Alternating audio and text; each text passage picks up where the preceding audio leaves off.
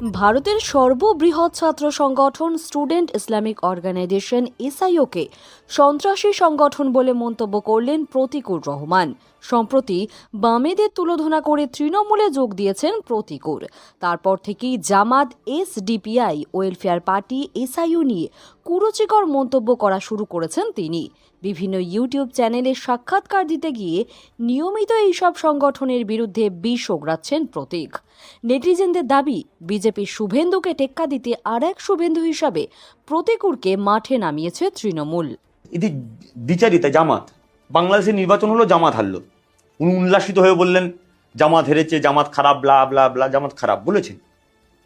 সেই জামাতের political wings welfare party Alimuddin থেকে ছবি তুলছে, ছবির পিছনে কে দাঁড়িয়ে আছে? ইতিহাস বড় নির্মম, মুজাফফর আহমদ খান কাকা। কিন্তু আমরা সেই সময় যারা কমিউনিস্ট পার্টি করতাম, আমাদের নেতারা শিখিয়েছেন ওনার নাম মুজাফফর আহমদ খান নয়, উনি হচ্ছে কাকা বাবু।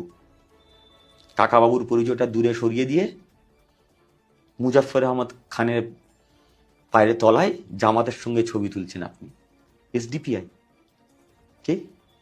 পপুলার ফ্রন্ট অফ ইন্ডিয়া যে ব্যান হয়ে গেছে রাষ্ট্রদ্রোহের অপরাধে।